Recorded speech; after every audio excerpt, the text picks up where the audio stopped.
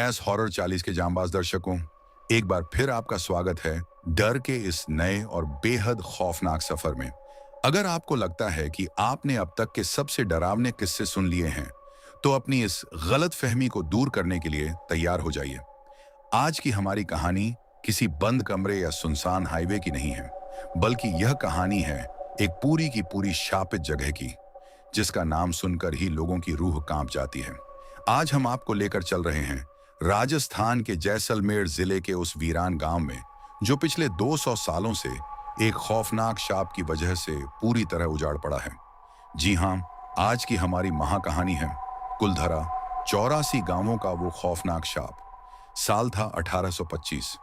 रेगिस्तान की तपती रेत के बीच बसा कुलधरा एक बेहद समृद्ध और खुशहाल गांव था, जहां पालीवाल ब्राह्मण रहा करते थे। इस गांव के लोग न सिर्फ खेती और व्यापार में माहिर थे, बल्कि उनकी बेटियां अपनी खूबसूरती के लिए पूरे राजपूताने में मशहूर थीं। सब कुछ ठीक चल रहा था, जब तक कि वहां रियासत के दीवान सालिम सिंह की नजर गांव के प्रधान की खूबसूरत बेटी पर नहीं पड़ी। सालिम सिंह एक अय्याश और बेहद क्रूर इंसान था। उसने गांव वालों को संदेश भिजवाया, अगली पूर्णमासी की रात तक प्रधान की बेटी को मेरे महल भिजवा दिया जाए, वरना पूरे गांव को नेस्तनाबूद कर दिया जाएगा और इतना टैक्स वसूला जाएगा कि तुम्हारी आने वाली नस्लें भी दाने दाने को तरसेंगी। पालीवाल ब्राह्मणों के लिए यह उनकी आन बान और शान की बात थी। उन्होंने सालिम सिंह के आगे झुकने के बजाय अपनी कौम की इज्जत बचाने का फैसला किया। पूर्णमासी की उस रात कुलधरा और उसके आसपास के 84 गांवों के सभी लोग एक जगह इकट्ठा हुए।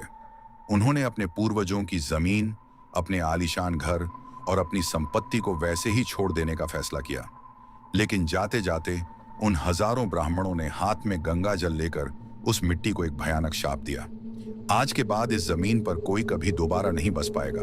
जो भी इस चौखट को लांघकर यहाँ रहने की कोशिश करेगा, वह तड़प तड़प कर मरेगा और उसकी रूह हमेशा के लिए इसी खंडहर में कैद हो जाएगी। अगली सुबह जब सालिम सिंह के सैनिक वहां पहुंचे, तो पूरा का पूरा इलाका श्मशान की तरह खामोश था। हजारों लोग रातों रात बिना किसी सुराग के हवा में गायब हो चुके थे। तब से लेकर आज तक कुलधरा पूरी तरह वीरान है। अब बात करते हैं साल 2018 की। नितिन, जो दिल्ली का एक मशहूर पैरानॉर्मल इन्वेस्टिगेटर, उसने अपने YouTube चैनल और रिसर्च के लिए कुलधरा में एक पूरी रात बिताने का फैसला किया। उसके साथ उसकी मंगेतर काव्या और एक टेक्निकल एक्सपर्ट रोहित भी थे। उनके पास दुनिया के सबसे बेहतरीन भूत पकड़ने वाले उपकरण थे, जैसे EMF मीटर जो आत्माओं की ऊर्जा नापता है, नाइट विजन कैमरे और स्पिरिट बॉक्स जिससे आत्माओं की आवाज सुनी जा सकती है। शाम के 6 बजे बज रहे थे। सूरज ढलते ही राजस्थान टूरिज्म के गार्ड ने कुलधरा के मुख्य दरवाजे पर ताला लगाते हुए नितिन से कहा, साहब, आप लोगों को सरकार से परमिशन मिली है, इसलिए मैं रोक नहीं रहा।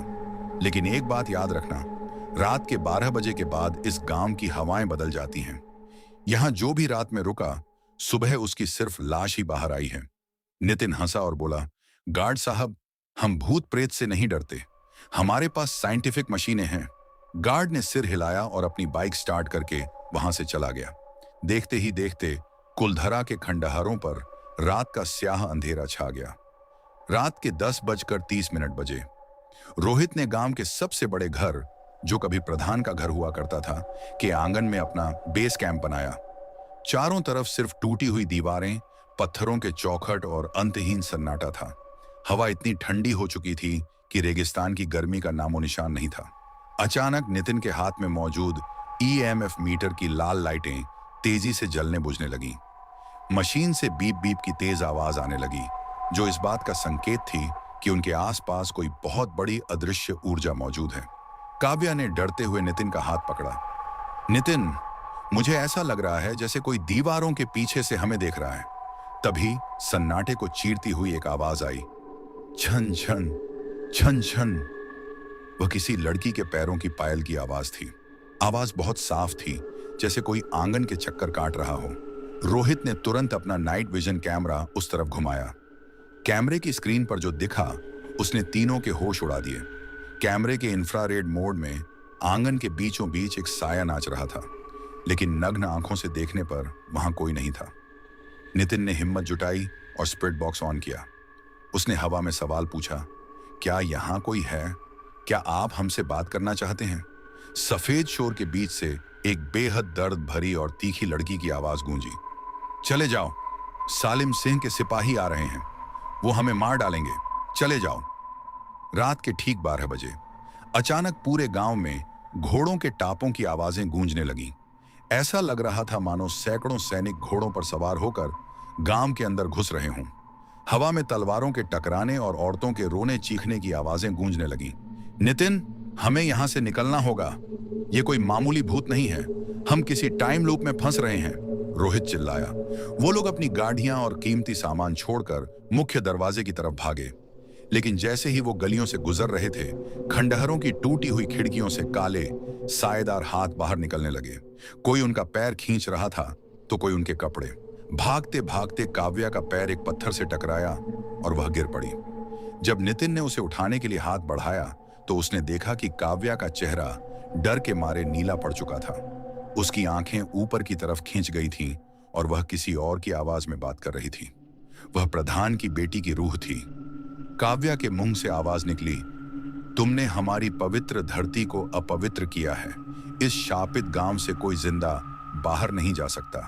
तभी रोहित ने देखा कि उनके चारों तरफ सैकड़ों की तादाद में पालीवाल ब्राह्मणों के भूत खड़े थे। उनकी आंखें जलते हुए अंगारों की तरह लाल थीं और उनके हाथों में वही पुरानी तलवारें और मशालें थीं।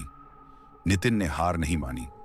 उसने सुना था कि शापित जगहों पर अपनी पवित्रता और भगवान का नाम ही बचा सकता है। उसने जेब से हनुमान चालीसा निकाली और जोर जोर से पढ़ने लगा। जैसे ही उसने चालीसा पढ़नी शुरू की, हवा का रुख बदला और एक जोरदार रेतीला तूफान उठा। तूफान इतना भयंकर था कि कुछ भी दिखाई नहीं दे रहा था। नितिन और रोहित ने किसी तरह काव्या को घसीटा और उसे मुख्य दरवाजे की तरफ ले गए। सुबह के ठीक 4:30 बजे जैसे ही सूरज की पहली किरण रेगिस्तान की रेत पर पड़ी, वो खौफनाक आवाजें और साएं एक झटके में गायब हो गए। गार्ड जब सुबह 6 बजे ताला खोलने आया तो उसने नितिन, काव्या और रोहित को बदहवास हालत में गेट के बाहर पड़ा पाया। उनका सारा कीमती सामान और कैमरे गांव के अंदर ही छूट चुके थे। काव्या को होश तो आ गया, लेकिन उस रात के सदमे से वह कभी पूरी तरह उबर नहीं पाई। आज भी वह सोते में चौंक कर उठ जाती है और कहती है, पायल की आवाज आ रही है। कुलधरा आज भी वही है, अपने अंदर उस 200 साल पुराने शाप को समेटे हुए। सरकार ने वहां बोर्ड लगा दिया है कि सूर्यास्त के बाद वहां जाना सख्त मना है, क्योंकि जो कानून तोड़ता है, कुलधरा का शाप उसका दम तोड़ देता है। एएस हॉरर 40 के दोस्तों, कुलधरा के इस खौफनाक और सच्चे इतिहास पर आधारित कहानी आपको कैसी लगी? क्या आप में हिम्मत है ऐसी किसी जगह पर एक रात बिताने की? कमेंट में हमें जरूर बताएं। ऐसी ही रोंगटे खड़े कर देने वाली महाकहानियों के लिए आपके अपने चैनल एएस हॉरर 40 को अभी सब्सक्राइब करें, इस वीडियो को लाइक करें और अपने उन दोस्तों को शेयर करें जो खुद को बहुत बहादुर समझते हैं। सावधान रहिए, क्योंकि आपके पीछे खड़ा साया शायद आपका अपना नहीं है। शुभ रात्रि।